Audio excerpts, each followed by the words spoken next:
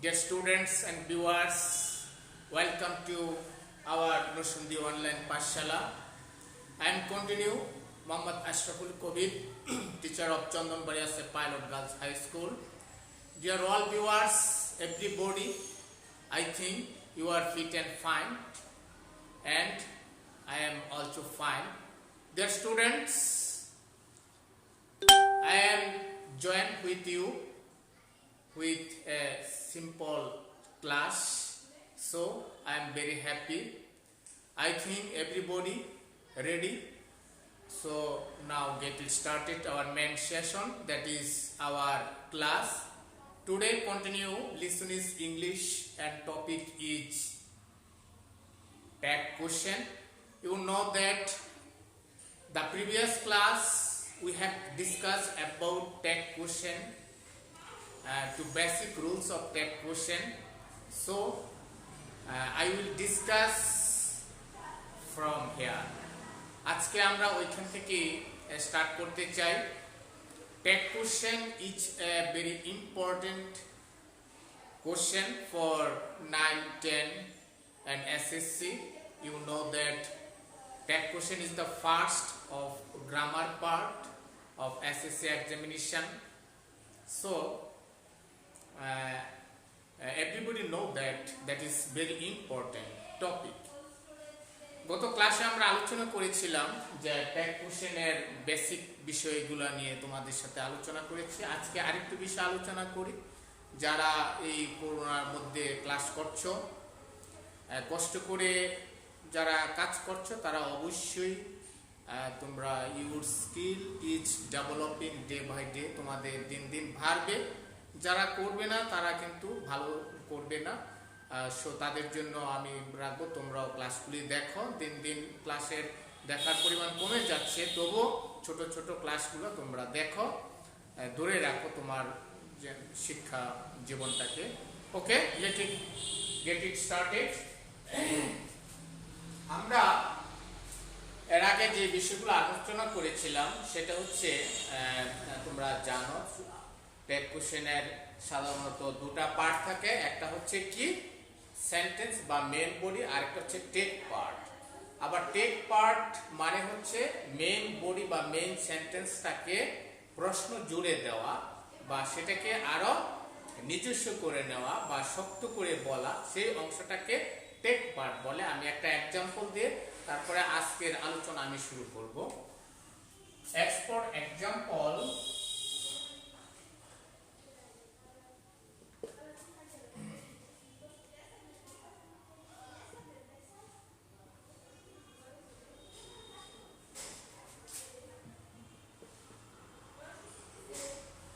we must do it।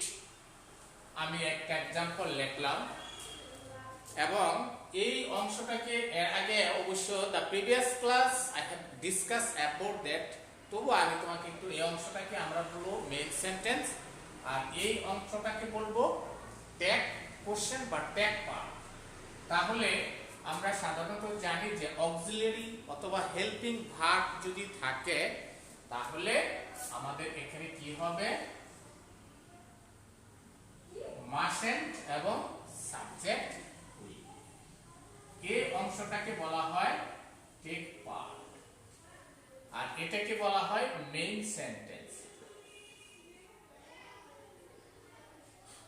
Main sentence.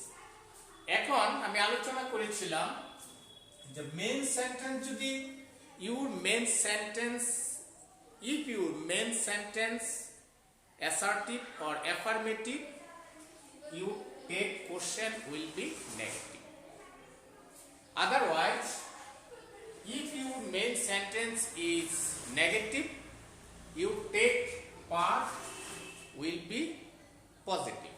মানে এটা যদি তোমার অ্যাফার্মেটিভ বা হ্যাঁবোধক বাক্য থাকে সেটাকে হবে কি নেগেটিভ ট্যাগ, মানে না বোধক হয়ে যাবে।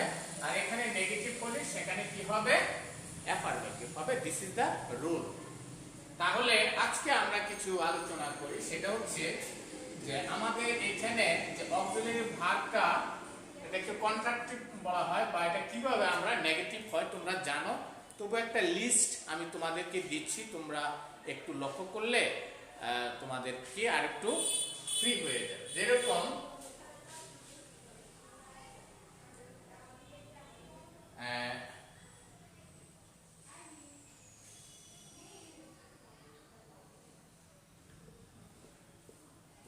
Positive,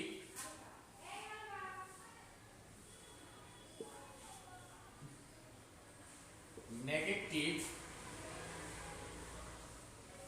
short form of negative. আমরা এটাকে পজিটিভ না বলতে পারি যে অক্সিলারি ভার্ব এখানে, বা বি ভার্ব বলতে পারি, বি ভার্ব বা টু বি ভার্ব যেটা, এবং পজিটিভ এবং নেগেটিভ এবং শর্ট ফর্ম অফ নেগেটিভ। আমরা এই শর্ট ফর্ম অফ যেটা, এটি আমরা এখানে ট্যাগ অংশে ব্যবহার করব। তোমরা জানো, তবু আর একটু তোমার ফ্রেন্ডলির জন্য I am discussing about that. তাহলে যেরকম প্রথমেই এম এর নেগেটিভ হবে কি? Am not. আমরা কন্ট্রাকটিভ অথবা এই টেক পার্টে শর্ট ফর্ম অফ নেগেটিভ বা টেক অংশে অনেকেই ভুলটা করে থাকে। এখানে কি করে যে এম দিয়ে এমএন এই কথাটা এখানে অনেকেই লেখে, কিন্তু আসলে সেটা এরকম হবে না। সেটা হবে কি? এইমড। সেটার কারেক্ট ফর্ম হবে এইম, এ আই এইম হবে। এই বিষয়টা তোমার খেয়াল রাখতে হবে। দুইটা অক্সিলারি আছে যেখানে কন্ট্রাকটিভ ফর্ম হবে ব্যতিক্রম। তার মধ্যে একটা হচ্ছে এইমড এবং আর। আর তার নেগেটিভ হবে আর নট, এবং এখানে কি হবে? আর এখানে হবে কি? ইচ। তার নেগেটিভ হবে ইচ নট। তার টেক কোশ্চেনে যেটা ব্যবহার করবে শর্ট ফর্ম অফ নেগেটিভ, সেটা হবে কি? ইজেন্ট। আবার সেখানে তোমার যদি ব্যবহার করো হ্যাভ, তাহলে এখানে হবে কি? Have not. এখানে হবে হ্যাভেন। এখানে হবে যদি যাও হ্যাভ, এখানে হবে হ্যাভ নট। এখানে হবে হ্যাভেন। এখানে যদি তুমি দাও শেল, এখানে হবে কি? Shall not. এখানে কি হবে? এখানে আরেকটা তোমার দ্যাট ইজ এক্সেপশনাল রুল। যেরকম এখানে এইচ হয়, এখানে এম না হয়ে এইচ হয়, এটা হবে শান, H H A N T, শান। এখানে শেলেন্ট না হয়ে হবে শান। That is somewhat different rule. এই কয়েকটা ডিফারেন্ট তোমার মনে রাখতে হবে। অথবা আরেকটা হচ্ছে এখানে উইল, উইল নট, এবং সেখানে হবে কি? ওন, ওন্ট হবে। তার মানে এখানে আমরা সামওয়াট ডিফারেন্ট এবং শান কিছুটা ডিফারেন্ট এবং এই কয়েকটা তোমাদের একটু অন্যান্য যে রুলে চলছে সেভাবে না, সেটার একটু ওয়ার্ডটা সামওয়াট ডিফারেন্ট, এটা তোমার খেয়াল রাখতে হবে। আশা করি তোমরা লিখতেছ। তাহলে আমি একটু মুছে ফেলি।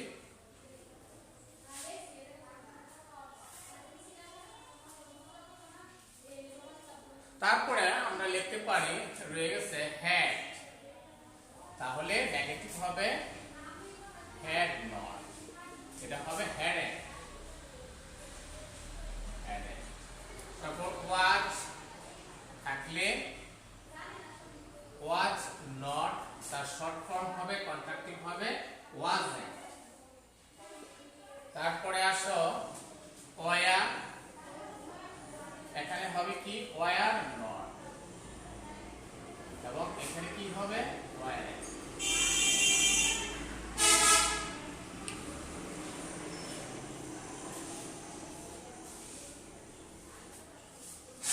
তারপরে তোমাদের কিছু মডাল অক্সিলারি রয়েছে। মডাল অক্সিলারি যেরকম ক্যান থাকলে ক্যান নট এবং কান্ট।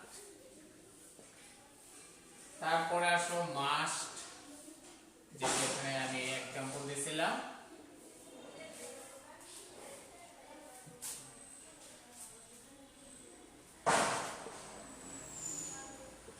মাস্ট নট, তার হবে কি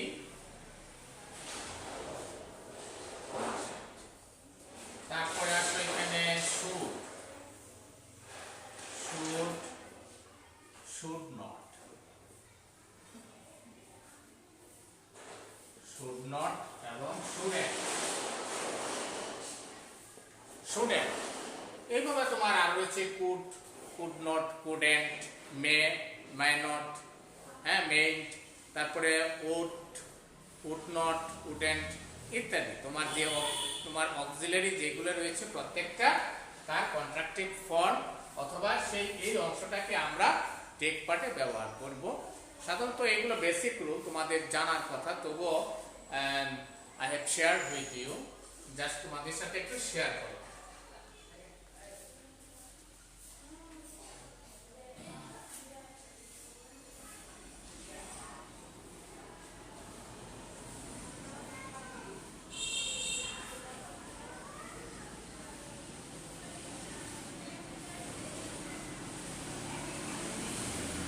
এখন তোমাদের একটা বিষয় যে আলোচনা করি, যদি সেন্টেন্স এর প্রথমে সাধারণত তোমরা জানো যে টেক পার্টে সব ক্ষেত্রেই প্রনাউন বসবে, তবে এক্ষেত্রে যদি মেসকুলিন হয় তাহলে হি বসবে এবং ফেমিনিন হলে সি বসবে, সেটা তোমরা জানো। যেরকম একটু উদাহরণ দিচ্ছি, যেমন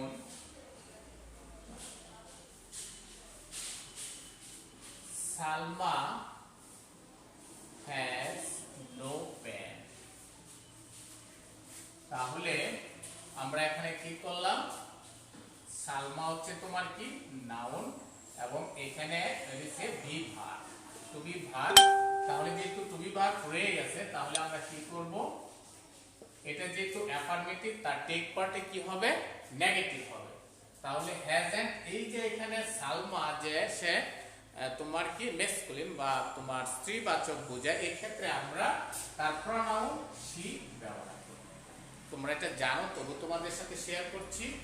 আরেকটা উদাহরণ দেই, যে কামাল ওয়াজ গোয়িং। তাহলে আমরা লক্ষ্য করছি এখানে তোমার এটা হচ্ছে নাউন এবং এটা হচ্ছে বি ভার্ব।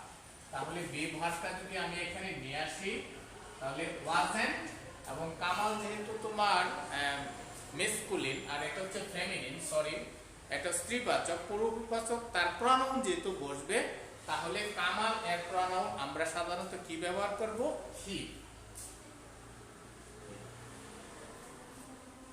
আচ্ছা, তারপরে আমরা যদি আবার বস্তুবাচকে যাই, যেরকম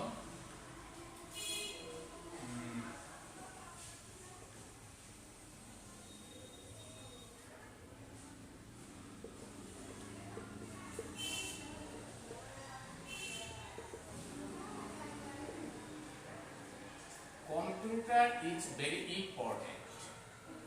তাহলে মনে করো এখানে আমি দিলাম, তাহলে কম্পিউটার হচ্ছে নাউন, এখানে তোমার কি হয়, ইজেন্ট। এই যে কম্পিউটার তার বস্তুবাচক যে সাবজেক্টটা রয়েছে, তার পরিবর্তে আমরা হি, সি এগুলো শুধু মানুষের ক্ষেত্রে ব্যবহৃত হবে। তাহলে এখানে আমরা কি ব্যবহার করব, ইট, ইট, দ্যাট, দিস ইত্যাদি আমরা প্রনাউন হিসাবে ব্যবহার করব। তাহলে আমি আরেকটা বিষয় তোমাদের সাথে শেয়ার করলাম, আশা করি তোমরা বুঝতে পারছো। আরেকটা আমরা বিষয় আলোচনা করি, সেটা হচ্ছে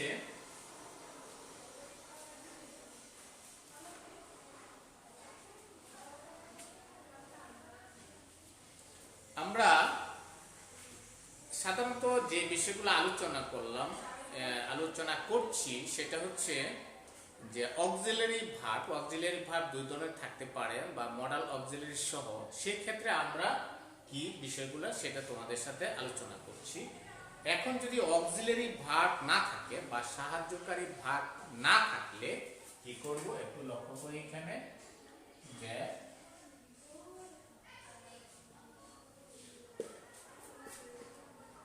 ভার্ব না থাকে, সাহায্যকারী ভার্বটা যদি না থাকে তাহলে আমরা সাধারণত ডু, ডাজ, ডিড অথবা হেড পার্টে থাকে ওটা দরকার নাই, আমরা সাধারণত এইগুলা বা এদের সাথে ব্যবহার করব। যেরকম একটা উদাহরণ দিচ্ছি, এক্ষেত্রে তোমার এই দুটা আমরা প্রেজেন্ট সিম্পল আর এটা হচ্ছে past simple.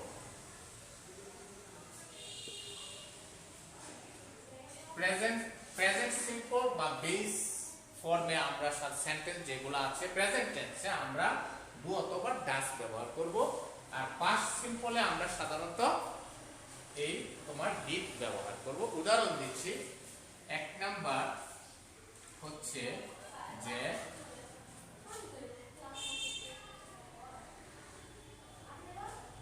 We play cricket. একটু লক্ষ্য করো এখানে there is no auxiliary verb in this sentence, no auxiliary, এখানে কোনো auxiliary verb নেই এবং সেন্টেন্সটা আমরা লক্ষ্য করছি past simple present simple বা বেস আছে, যেরকম এটা ভার্ব বা এখানে কোনো আমরা ক্রিকেট খেলি, এটা তোমার কি প্রেজেন্ট সিম্পল টেন্স। এরকম যদি থাকে এবং সাবজেক্টটা যদি ফার্স্ট পারসন থাকে তাহলে আমরা এই ডুটা ব্যবহার করব। তাহলে এখানে নেগেটিভলি কি হবে ডোন্ট উই। আর পক্ষান্তরে আবার আমরা যদি এরকম করি যে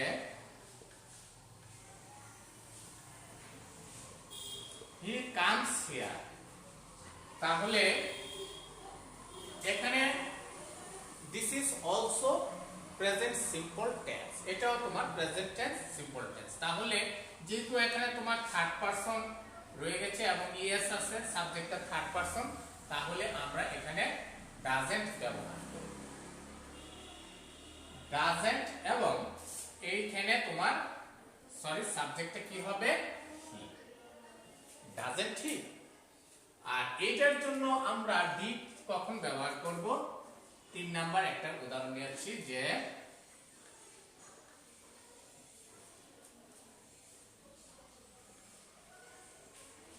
they called me, তারা আমাকে ডেকেছিল, আমাদিগকে they called me, তারা আমাকে ডেকেছে।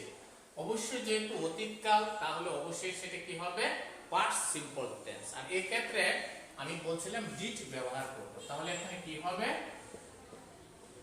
didn't এবং they এর পরে কি হবে pronoun they।